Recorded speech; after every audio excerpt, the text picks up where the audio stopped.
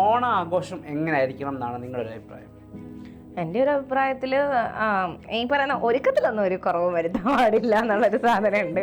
കാരണം ആ ഒരു ദിവസമേ ഉള്ളൂ നമ്മൾ ഈ മുല്ലപ്പൂവൊക്കെ വെച്ച് ഈ ഡ്രസ്സൊക്കെ ഇട്ട് വരുന്നത് ഓണത്തിന് മാത്രമേ ഉള്ളൂ. അല്ലാത്ത പോകുന്നത് നമ്മളിങ്ങനെ ഒന്നും ഒരുങ്ങിയിട്ട് അവിടെയൊന്നും പോകുന്നൊന്നുമില്ല. അതുകൊണ്ട് ഒരുക്കമൊക്കെ അങ്ങനെ തന്നെ വേണം. പിന്നെ ഈ പറയുന്ന പോലെ ആഡംബരം കുറച്ച് കുറയ്ക്കണം എന്നുള്ള കാര്യം എനിക്ക് തോന്നിയിട്ടുണ്ട്.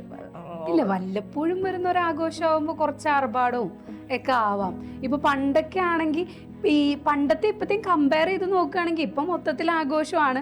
പണ്ടെന്ന് വെച്ച് കഴിഞ്ഞാൽ ഓണം എന്ന് പറയുന്നത് ശരിക്കും നമുക്ക് വർഷത്തിൽ ഒരിക്കൽ മാത്രം കിട്ടുന്ന ഒരു ഉത്സവമായിരുന്നു. പുതിയ ഡ്രസ്സ് കിട്ടുന്നത് അപ്പോഴായിരുന്നു. ഇപ്പോഴങ്ങനെയല്ല, എന്തെങ്കിലും കല്യാണം വരുന്നോ അപ്പോൾ ഡ്രസ്സ് എടുക്കും.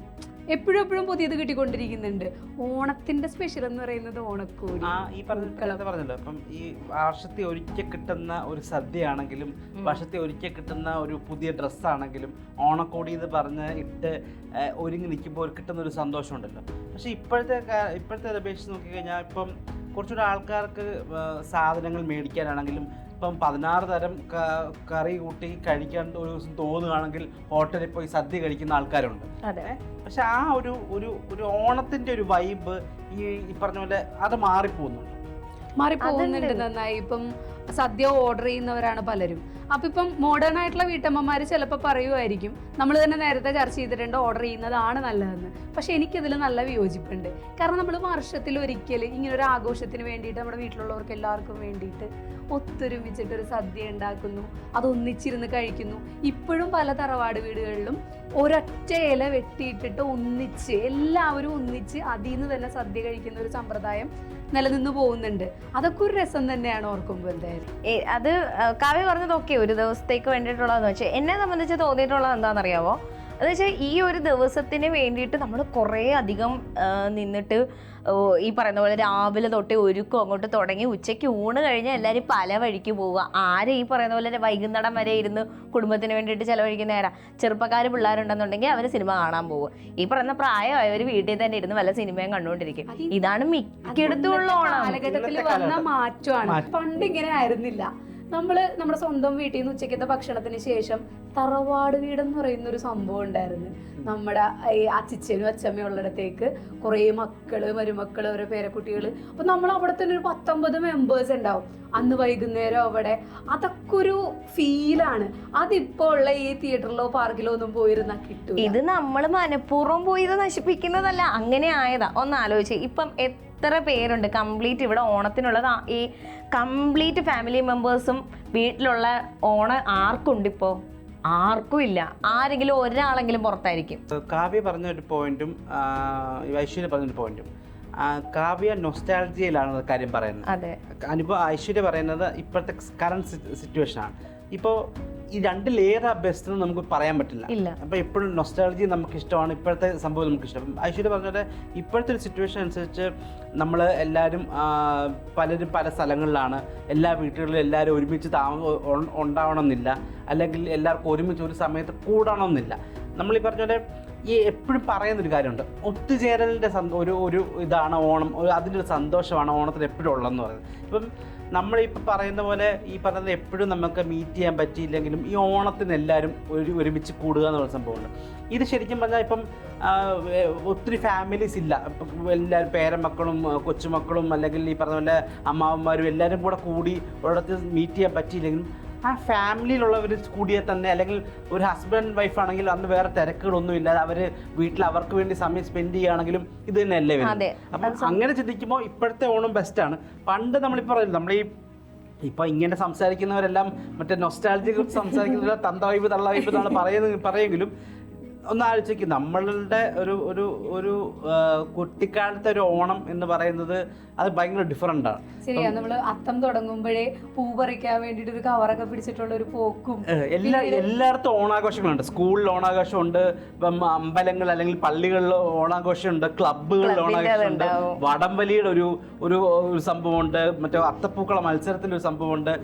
സ്കൂളിലും കോളേജിലൊക്കെ പഠിക്കുമ്പോൾ മുണ്ടിട്ട് പോയി ചെത്തുക എന്നുള്ള സംഭവമുണ്ട്.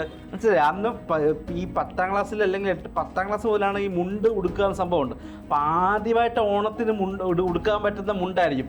അന്ന് ബെൽറ്റൊക്കെ കെട്ടി കയറ് കെട്ടി കൊണ്ടുപോയി പോകുന്നവരും, അല്ലെങ്കിൽ സാരി ഉടുക്കാൻ അറിയാത്ത പെൺപിള്ളേർ ആദ്യമായി സാരി ഉടുക്കുന്നതും അതൊക്കെ എപ്പോഴും നമ്മൾ ചിന്തിക്കുന്ന സംഭവമാണ്. അപ്പം അതിൽ നിന്ന് മാറിയിട്ട് എപ്പോഴും ഇപ്പോഴത്തെ സിറ്റുവേഷൻ എന്ന് പറഞ്ഞാൽ ഇപ്പം ഓണം എത്നിക് ഡേയ്സ് ഇപ്പോഴും ആഘോഷിക്കുന്നുണ്ട്. ഇപ്പോൾ സെപ്പറേറ്റ് കോളേജുകളിൽ എത്നിക് ഡേ എന്ന് പറഞ്ഞ ഡേ ആഘോഷിക്കുന്നുണ്ട്, ഓണത്തിനല്ലാതെ തന്നെ. അതായത് ആ ദിവസം നമ്മുടെ ട്രഡീഷണൽ വെയർസ് ഇട്ട് വരാൻ പറ്റുന്ന ഒരു സംഭവം ആഘോഷിക്കുന്ന ആൾക്കാരുണ്ട്. അപ്പം ഇപ്പോഴത്തെ സംഭവത്തിൽ ഇപ്പോഴും ഈ ആഘോഷങ്ങളുണ്ട്. പക്ഷേ ഈ ആഘോഷങ്ങളെല്ലാം DJ സൗണ്ടിലേക്ക് മാറിക്കഴിഞ്ഞു. മൊത്തം ഈ പാട്ട്, ഡാൻസ് എന്ന ഒരു പരിപാടി, ഈ പറഞ്ഞ പോലെ അത്തപ്പൂക്കള മത്സരവും ഈ പറഞ്ഞ മത്സരങ്ങളൊക്കെ കാണുമെങ്കിലും എല്ലാം ഈ വൈബിന്റെ പിന്നിലാണ് ഓണം. എല്ലാം ഈ പണ്ട് മുൻപത്തെ വെച്ച് നോക്കുകയാണെങ്കിൽ വഞ്ചിപ്പാട്ട്, ഓണംകളി, ഇപ്പൊ എന്റെ നാട് വെച്ച് നോക്കുകയാണെങ്കിൽ ഓണംകളി എന്ന് പറഞ്ഞു കഴിഞ്ഞാൽ അവിടെ മെയിനാണ്. പിന്നെ വള്ളംകളി, അതൊക്കെ അതിന്റെയൊക്കെ ഈ DJ അതൊന്നും ആ ഒരു പവർ വരൂലെന്നാണ് എന്റെ ഒരു ഇത്. ജനറേഷൻ ഗ്യാപ്പാണ്.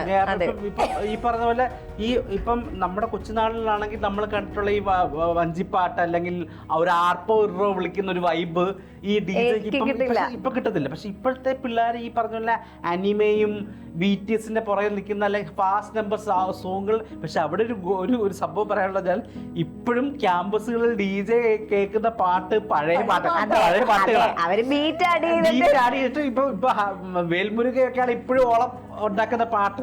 പക്ഷെ അത് ഇപ്പോഴും മാറില്ല. പക്ഷെ ഈ പറഞ്ഞ പോലെ ഒരു ബീറ്റ് എന്നല്ലെങ്കിൽ ഒരു ഫാസ്റ്റ് നമ്പർ സോങ് കേട്ട് തുള്ളുന്നതാണ് ഈ വൈബ് എന്ന് പറയുന്ന സംഭവമുണ്ട്. അപ്പം നമ്മളെപ്പോഴും പറയുന്നൊരു കാര്യമുണ്ട്, നമ്മൾ മലയാളികൾ അല്ലെങ്കിൽ ഇന്ത്യക്കാർ ഭയങ്കര ബോണ്ടിങ്ങിന് ഭയങ്കര അറ്റാച്ച്മെന്റ് അല്ല അങ്ങനത്തെ ആൾക്കാരാണ്. ഫോറിനേഴ്സ് അവരത്രയും ബോണ്ടിങ്ങിന് അങ്ങനെ സംഭവമില്ലെന്ന്. പക്ഷെ ഇപ്പം നോക്കുകയാണെങ്കിൽ ഇപ്പോഴത്തെ ജനറേഷൻ സംഭവങ്ങൾക്കും ആ കുട്ടികൾക്കും ഈ വെസ്റ്റേണിന്റെ ഒരു ഇൻഫ്ലുവൻസ് ഉള്ളതായിട്ട് തോന്നിയിട്ടുണ്ട്. ഓണത്തിനാണെങ്കിലും ഇപ്പം പണ്ടൊക്കെ ഇപ്പം അത് കംഫർട്ടിന്റെ കാര്യം കൊണ്ടായിരിക്കും കുട്ടികൾ സാരി ഉടുക്കുന്നതാണെങ്കിലും ഭയങ്കര അവർ ആ ദിവസം പക്കയായിട്ട് സാരി അല്ലെങ്കിൽ പട്ടുപാവാടയും ബ്ലൗസും ഒക്കെ ഇടുന്ന നല്ല പെർഫെക്റ്റ് ആയിട്ട് നല്ല രസത്തിൽ ഒരുങ്ങാൻ നോക്കും. ഇപ്പോഴത്തെ പിള്ളേർക്ക് 2 മിനിറ്റ് കൊണ്ട് സാരി ഉടുക്കാൻ പറ്റുന്ന ഒട്ടി വെൽക്രോ സാരികൾ, വെൽക്രോ മുണ്ടുകൾ. അപ്പം ഇത് കംഫർട്ടാണെന്ന് വെച്ചാൽ കംഫർട്ടാണ്. ഇപ്പോഴും എല്ലാവരും ചൂസ് ചെയ്ത് ചിലപ്പോൾ അതായിരിക്കും. നമ്മൾ അന്ന് പറഞ്ഞില്ല ബെൽറ്റ് കെട്ടി അല്ലെങ്കിൽ കയറ് കെട്ടി പോകുന്നതിന് പകരം ഇത് ഒട്ടിച്ച് വെക്കാൻ പറ്റുന്ന ഒരു സെറ്റപ്പിലേക്ക് വരുമ്പോഴത്തേക്ക് ഈസിയാണ്. പക്ഷെ അത് ഈ പറയുന്ന ഇനി അങ്ങോട്ടുള്ളത് അടുത്ത ജനറേഷൻ എന്തായിരിക്കും അവരുടെ ഓണാഘോഷം അവർക്ക് തോന്നുന്നത് നമ്മുടെ അത്ര ഒന്നും നൊസ്റ്റ് അടിക്കാനൊന്നും കിട്ടൂല. അത് ഉണ്ടാവില്ല. കാരണം വെച്ചാൽ അവരുടെ ഇപ്പോഴത്തെ അവരുടെ ഒരു ചെറുപ്പകാലം തൊട്ടേ അവർ നോക്കുമ്പോൾ മറ്റേ അണുകുടുംബമാണ്. അച്ഛനും അമ്മയും ഇവരും കൂടി ഇരുന്ന് ഫുഡ് കഴിക്കുന്നു, വൈകിട്ടൊരു സിനിമ കാണുന്നു. ഇതാണ് അവരുടെ കുട്ടിക്കാലം. ഇപ്പം നമുക്ക് പറയാൻ കുറേ കാര്യങ്ങളുണ്ട്. എനിക്കിപ്പോൾ പറയാനാണെങ്കിൽ തന്നെ കൊച്ചിലേന്ന് വെച്ച് കഴിഞ്ഞാൽ ഈ ഓണം വെക്കേഷൻ സ്റ്റാർട്ട് ചെയ്യുന്ന സമയത്ത് എനിക്ക് ഒരേ സമയം സന്തോഷവും ഒരേ സമയം സങ്കടവും. കാരണം TV മര്യാദയ്ക്ക് ഒരു പ്രോഗ്രാം പോലും കാണാൻ പറ്റില്ല. കാരണം വായനശാലയിലെ ഒരു പരിപാടി അങ്ങോട്ട് വെച്ച് കഴിഞ്ഞാൽ കോളാമ്പി ഞങ്ങളുടെ വീടിൻ്റെ നേരെ തിരിച്ച് വെച്ചേക്കുന്നത് ഒട്ടുക്കത്ത സൗണ്ടായിരിക്കും രാത്രി വരെ. അത് കഴിഞ്ഞിട്ട് മെയിൻ പേടിയാണ് ഉത്രാടത്തിൻ്റെ അന്ന് രാത്രി ഞാൻ അവിടെ നിന്ന് ഇങ്ങനെ പറയും, ഈ ചേട്ടന്മാർ ഇപ്പം തുടങ്ങും 11 മണിയാകുമ്പോൾ ഇവർ പടക്കം പൊട്ടിക്കാൻ സ്റ്റാർട്ട് ചെയ്തോണ്ടല്ലോ 1 മണി 2 മണി വരെ പട്ടം. എനിക്ക് ഈ പടക്കം പൊട്ടുന്ന സമയം ഭയങ്കര പേടിയാണ്, ഉറങ്ങാൻ പറ്റില്ല. അതിപ്പം അതൊക്കെയെന്ന് വെച്ചാൽ അന്ന് ആലോചിക്കുമ്പോഴത്തേക്ക് പണ്ടായിരുന്നത് കഴിഞ്ഞാൽ കിടന്ന് ഉറങ്ങായിരുന്നൊരു സാധനമുണ്ട്. പക്ഷെ ഇപ്പോഴത്തേക്ക് വന്നപ്പോഴത്തേക്ക് അതൊക്കെയായിരുന്നു സത്യം പറഞ്ഞാൽ അന്നൊന്നും ടെൻഷൻ ഇല്ലാതെ നമ്മൾ ആഘോഷിച്ചുകൊണ്ട് പോയിക്കൊണ്ടിരുന്ന സാധനങ്ങളാണ്. ഇപ്പോൾ ഒരു ഓണം വന്നു കഴിഞ്ഞാൽ ദൈവമേ വീട്ടുകാർക്ക് ഡ്രസ്സ് എടുക്കണമല്ലോ എന്നൊരു ടെൻഷനാണ് ആദ്യം തന്നെ. ഡ്രസ്സൊക്കെ എടുത്തു കഴിഞ്ഞപ്പോഴത്തേക്ക് അതായത് ഓണം അടുപ്പിച്ചിട്ടുള്ള മാസത്തിൽ സാലറി വീണ് കഴിഞ്ഞാൽ ഓണത്തിന് ശാശു തീർന്ന് കടവും മേടിച്ചിട്ടായിരിക്കും നമ്മൾ ഓണം ഉണ്ടായിരിക്കുന്നത്. അങ്ങനെയൊക്കെ ആലോചിക്കുമ്പോൾ കുഞ്ഞായിട്ടിരിക്കുന്നത്. അതെ, ആഘോഷങ്ങൾ പലതാണെങ്കിലും ഈ എപ്പോഴും ഇത് പല ടൈം അനുസരിച്ച് മാറുമായിരിക്കും. പക്ഷെ ആഘോഷങ്ങൾ എപ്പോഴും നമുക്കൊരു എക്സ്ട്രാ ഹാപ്പിനെസ്സാണ് അത്. പക്ഷെ എപ്പോഴും നമ്മൾ ചിന്തിക്കുന്നത് ഈ ആഘോഷങ്ങൾക്ക് വേണ്ടി ഇത്രയും പൈസ മുടക്കുന്നതോട് ഒരു ആർഭാടമാണെന്ന് തോന്നിയിട്ടുണ്ടോ? തോന്നിയിട്ടുണ്ട്. കാരണം എന്ന് വെച്ചാൽ ഇപ്പം കാവ്യ പറഞ്ഞതുപോലെ വർഷത്തിലൊരിക്കൽ നമ്മളൊരു ഡ്രസ്സ് എടുക്കുന്നു, വർഷത്തിലൊരിക്കലാണ് നല്ലൊരു സദ്യ കഴിക്കുന്നത്. അപ്പോൾ ഓക്കെ ഇത്രയൊക്കെ നമ്മൾ സ്പെൻഡ് ചെയ്യുന്നതിന് ഒരു കുഴപ്പമില്ല.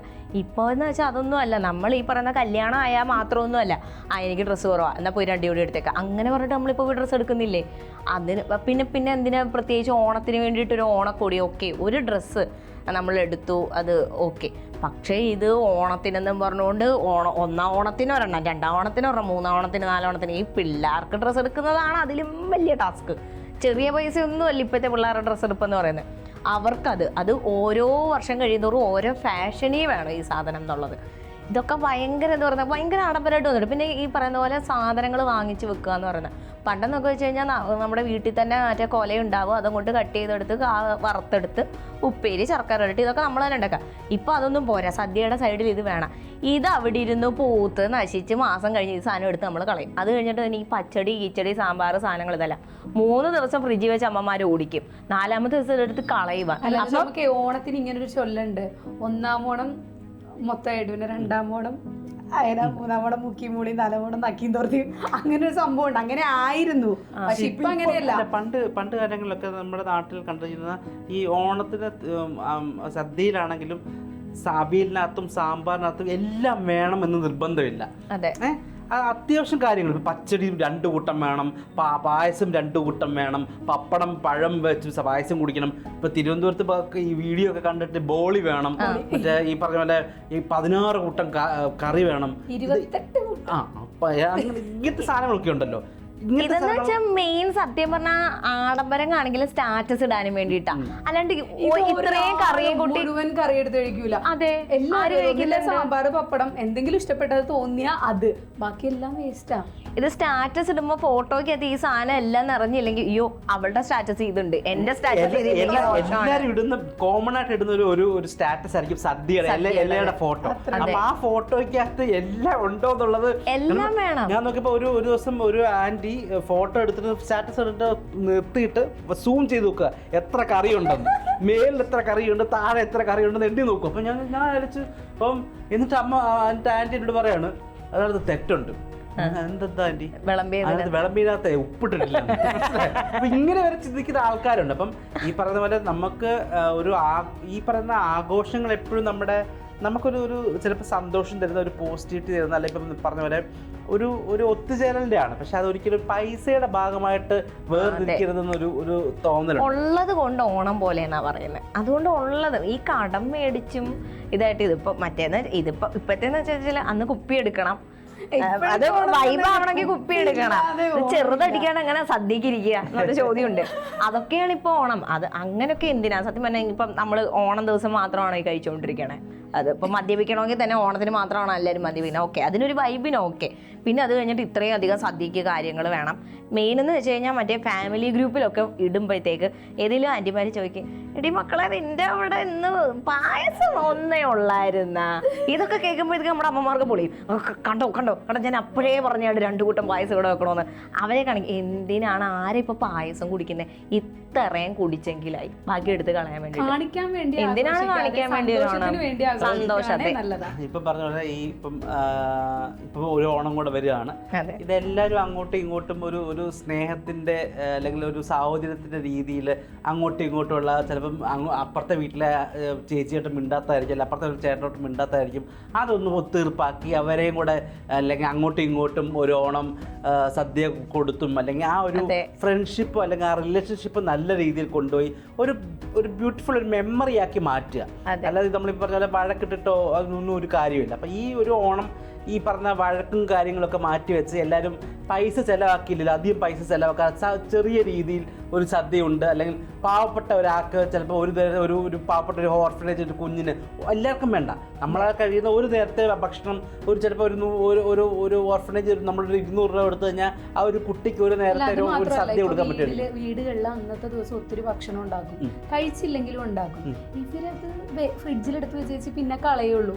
അതിന് പകരം ഉണ്ടാക്കുമ്പോൾ എന്തായാലും കൂടുതൽ ഉണ്ടാക്കുന്നത് അതിനൊരു 3-4 പൊതിയാക്കിയിട്ട് പുറത്തേക്ക് ജസ്റ്റ് ഒരു അരമണിക്കൂർ നമ്മൾ കളഞ്ഞു കഴിഞ്ഞു കഴിഞ്ഞാൽ ഒരു 4-5 പേരുടെ മുഖത്തൊരു സന്തോഷം കണ്ടെത്താൻ പറ്റും. അതായിരിക്കും ഏറ്റവും ബെസ്റ്റ് ഓണം അവർക്ക് കൊടുക്കാൻ പറ്റും. അതെ, അടുത്ത വീട്ടിലിപ്പം ഈ പറയുന്ന പോലെ ഫോട്ടോ നോക്കിയിട്ട് അവരുടെ വീട്ടിൽ ആ പായസം ഇല്ല എന്നുണ്ടെങ്കിൽ ഷെയർ ചെയ്യുക, അല്ലേ, കറികൾ ഷെയർ ചെയ്യുക, അങ്ങനെയൊക്കെ ഓണമൊക്കെ വെച്ചാൽ അത് ഒരു നല്ലത്. വരും തലമുറയ്ക്ക് നമ്മളൊരു മെസ്സേജ് കൊടുക്കുക, ഞങ്ങളിത് ഇങ്ങനെയൊക്കെയാണോ, പണ്ടത്തെ പോലെ ഒരു പ്രതാപമുള്ള ഓണം ഇല്ലെങ്കിലും ഞങ്ങളുള്ളത് കൊണ്ട് ഞങ്ങളുടെ ഇങ്ങോട്ട് ഷെയർ ചെയ്ത് സ്നേഹം ഷെയർ ചെയ്താണ് ഞങ്ങൾ ഓണം ആഘോഷിക്കുന്ന ഒരു മെസ്സേജ് നമുക്ക് കൊടുക്കാൻ പറ്റും.